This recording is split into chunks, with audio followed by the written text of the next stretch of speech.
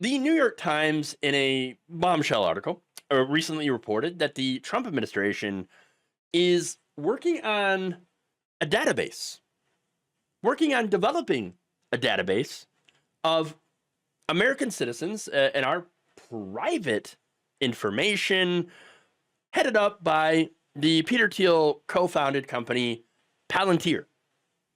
Friday, the Times reported that the White House had contracted Colorado based analytics and technology firm Palantir for assistance in compiling a database of personal information on American citizens. Citing unnamed government officials and Palantir employees, the newspaper said the company had been in talks with various government agencies regarding the project, including the SSA and the Department of Education.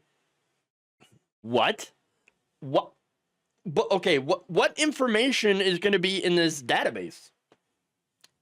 Apparently everything. As much as they can get on us. According to Jason Bassler, co-founder of the government accountability-focused outlet, the Free Thought Project, said that this will combine tax filings, student debt, Social Security, bank accounts, medical claims, and immigration status. He added that this has not been seen before. Quote, no previous database system has ever centralized this much personal info across various federal agencies. So now you might think, but the government's already got all our info. Yeah. But generally, at least before this administration, the various agencies that had our data were not sharing it with each other. It was all kept separately. They didn't share it between departments, but Trump recently put out an executive order that got rid of that.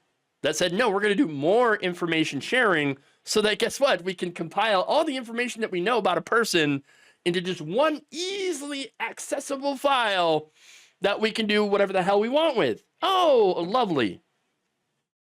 Now, when approached by Newsweek for comment on this report, White House spokesperson Taylor Rogers said this, quote, President Trump signed an executive order to eliminate information silos and streamline, oh, that's what they're calling it, data collection across all agencies to increase government efficiency and save hard-earned taxpayer dollars. Yes, we're going to increase efficiency all over you. That's right. Yeah. You know, take all your data, okay? And it's going to make it more efficient when we want to come after you. Oh, great. Again, why would the government need a database that contains our banking information? I mean, we already know why they would want immigration status, this Trump administration. And why would the Transportation Bureau, for example, or the SSA, why would they need access to our student debt information? That doesn't make any sense. Siloing it actually does make sense because it, again, sends the information that is needed to the relevant agencies. Like, for example, yes, the Department of Education should know about my student debt. Obviously, that makes sense. Okay?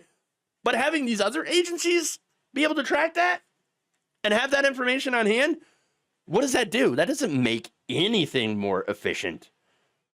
But it sure would make it easier for the government to weaponize that information against us if they wanted to, which is exactly what they want to do.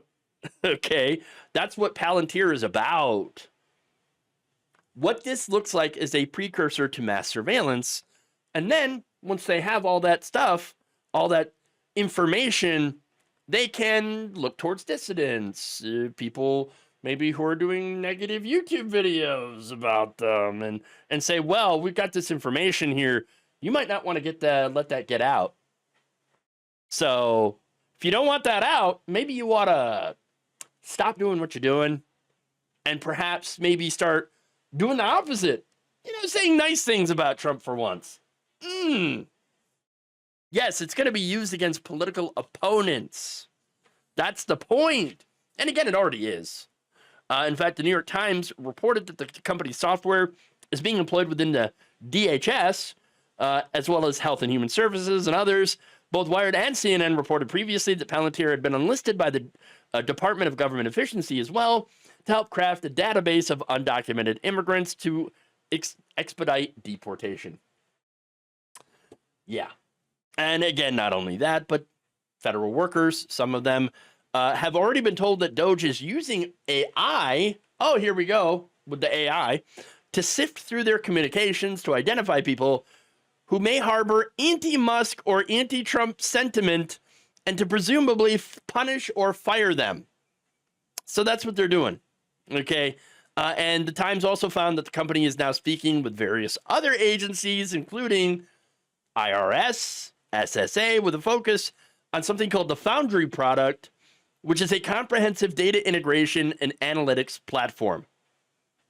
Yikes. Naturally, of course, this has a lot of people concerned. And by concerned, I mean hair on fire. Okay? Not good. Some ex-users compared this plan to the Chinese social credit system, with one writing, this database will be weaponized against us all once the social credit system is in place, and you can and will become a target if you dare to dissent, just like how China runs their society. Another said, Trump just hired Palantir to create a master database to surveil and harass the American people. This is as dystopian as it gets, and it must be rejected by all. You even have, making another appearance, computer scientist and entrepreneur Paul Graham, who wrote that the company was building the infrastructure of the police state and helping the U.S. government violate citizens' constitutional rights. Yes. Cody Vensky, a senior policy counsel at the ACLU, told Wired back in April, the ultimate concern is a panopticon of a single federal database with everything that the government knows about every single person in this country. What we're seeing is likely the first step in creating that centralized dossier on everyone in the country. Where's the right wing here? Okay, where are they? Where are the people that didn't want a database for gun owners, for example, of gun owners, I should say? Where's all those guys? Where are the pro-privacy people on the right? Where are they? They're cheering it on because they think, oh, finally, it's not going to be us. No, it's going to come after our political enemies. You see? See that now I'm not worried about it because it's not going to be used against me, except it will be. It's going to be used against everyone. That's the point. Not good at all. Now, and not only, by the way, does this present massive privacy problems, okay? But once again, the work of Doge made way for Palantir to take over, all right? Many government, and not just Palantir, but other companies to take over vital government functions by hollowing it out the government and then replacing it with these firms, as well as, of course, using AI. Yikes. As Wired recently reported, Doge is using AI to prompt its way towards a hollowed-out U.S. government with essential functions almost inevitably assumed by connected Silicon Valley contractors like, Peter Thiel. Yeah. Oh, yeah. And by the way, for these companies, it means both money and control. Digital totalitarianism, okay, that aims to ensure that everyone stays on their best behavior while these massive companies, as well as Donald Trump and his government goons, it's to ensure that every person stays on their best behavior while these people dismantle our democracy and get rid of our fundamental rights. Okay? And why do I say that?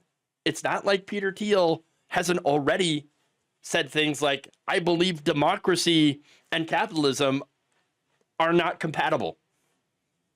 All the way back in 2009, he's expressed hatred for our system of government.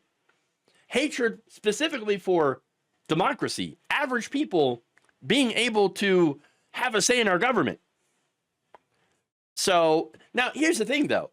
I think he actually is kind of right about capitalism and democracy being a bit incompatible. Okay. But instead of arguing against capitalism, he wants to destroy democracy. to usher in something called essentially techno-feudalism. All right?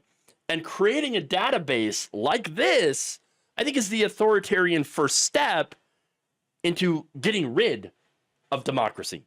Now, you get all people's, all of their information and their secrets and all that stuff that don't want to get, getting out.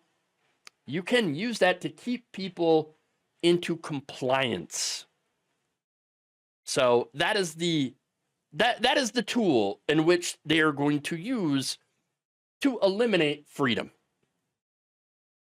So if you are not concerned by any of this, then perhaps you might want to think again before it's too late. Thank you for watching. If you enjoyed this video, please like, share, subscribe, hit the bell icon in order to get notified whenever a new video is released. And if you want to support independent, progressive media through this difficult time where it seems like everybody is shutting down, you can become a member on our YouTube page, you can become a subscriber on Facebook, or you can go to my Patreon. It's patreon.com/Jeff Waldorf. Thank you.